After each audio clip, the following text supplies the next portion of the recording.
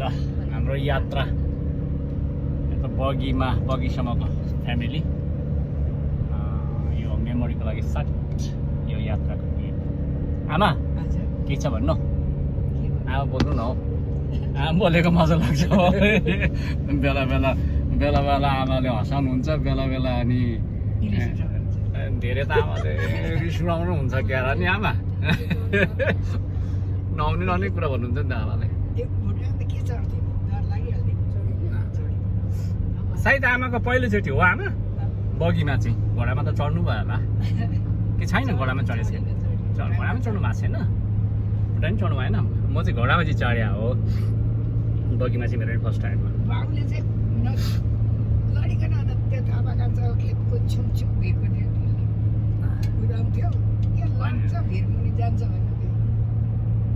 आम जोइ सबको बगीमा पाइले चढ्नु भएको थियो बगी फर्स्ट टाइम घोडा त चढ्नु भयो होला घोडा त आफै त्यो ढुङ्गाको छेउमा लागेर बिलको छेउमा लागेर ट्रेनिङ चाहिँ भेडाको साँडदेखि ट्रेनिङ गरेको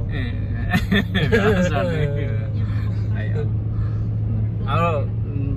दुईवटा कालीले त छैन होला तिमीहरूले नन्द हजुरले तेरो फर्स्ट टाइम हो कालीको अरू कालीको फर्स्ट टाइम हो त पोहोरदेखिको यहाँ दिक्कै लागिसक्यो त्यो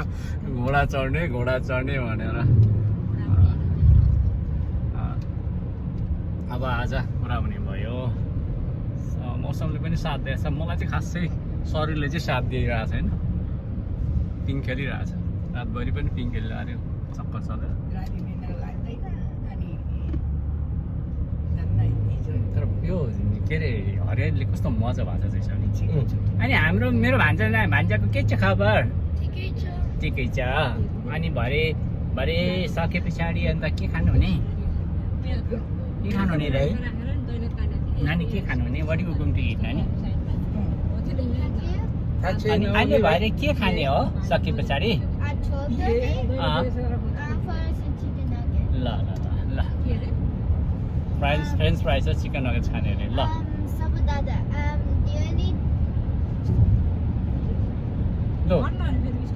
भन् न अन्त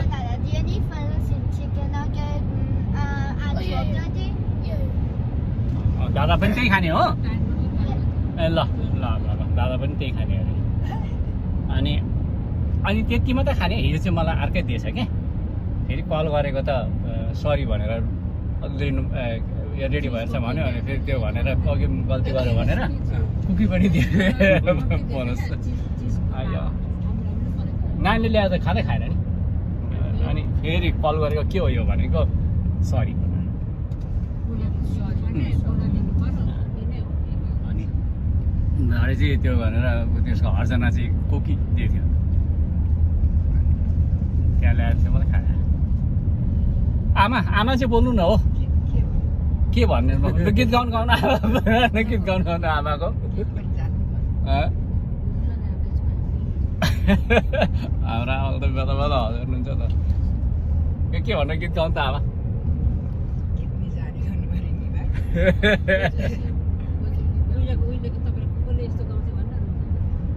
पुरा तुक्का भन्नु हुन्छ आमा हँसाइरहनुहुन्छ घरि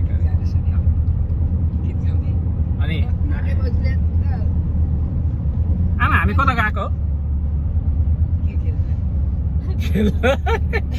खेल्न होइन हौ आमा बगी रथ अनि सिधै जाँदै रहेछ नानी अन्त यहाँबाट लेफ्ट गयो अनि पानी धारा आमाले के भन्नुहुन्थ्यो नि अस्ति नै डराउनु पर्दैन आमा सबै त्यो यो हुन्छ नि डराउनु पर्दैन नि आमा स्पिड त पुऱ्याउँदैन के अरे मैले ल्याएर भाइलाई मास्क बोकिदियो कान्छे मैले मास्क बोकिदियो भन्थेँ नि किन होइन त्यो फेरि त्यो फिडिङ प्लेस पनि हुँदो रहेछ नि त नि त्यो हर्स फिडिङ त्यतिखेर त्यो कस्तो दाना भन्दाखेरि यसलाई त फेरि डस्ट एलर्जी भइहाल्छ उयोलाई त टिर्दैन मैले मास्क बोकिदिएँ भनेको यो छिङछिङ गर्नु थालिहाल्छ फेरि त्यो राउचिङ भइहाल्छ त दाना हर्स फिडिङ सेन्टर छ रहेछ होइन त्यहाँ मैले देखेको थिएँ त्यहाँ पनि भन्दै पनि थियो त्यसले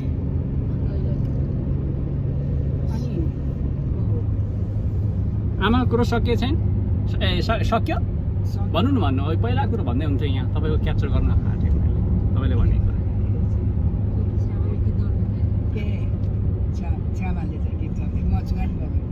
ए छ्यामाले बजाउनु बजाउनुहुन्थ्यो हाम्रो मामाले चाहिँ कहिले चाहिँ गरेन गीत गाउनु भएन नाच्नुहुन्थ्यो हुन्थ्यो नि मामा एकखेप ढुङ्ग्रो बजाएर केटा भेला भएर बाँसको ढुङ्ग्रो बजाएर उफ्रिँदै थियो ए कहिले सानोमा कि सानैमा ए सफलहरू जत्रो थियो होला त्यतिखेर ए त्यतिखेर चाहिँ मामाले मैले फेरि एउटा मुख भएको मुखाले टोपी भेडाको त्यो घिच्राको धुवाले उनको टोपी बुनिदिएको थियो कि टाउको छिराको लाउने ए तपाईँले बुनिदिनु भएको बुनिदिएको थियो कि त्यो राडीको उनको छापे उनको चाहिँ बुनिदिन्थ्यो अनि त्यो बुनेर फेरि लाएर मात्र उफ्रि ढुङ्ग्रो बज्नु ठट्टा भुइँमा को मामा अन्त साथी को थियो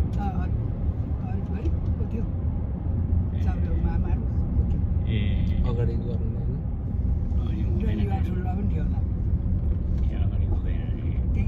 पस गरेर नि तीनजना त हुन्थे खलासीहरू चाहिँ पछाडि बसिदिएपछि नि गाह्रो छ मलाई गाडी कुदाउनु अब हामी ठ्याक्क यहाँबाट गएको छ अरे ए मकबारीमा खोइ त मकबारी गएन त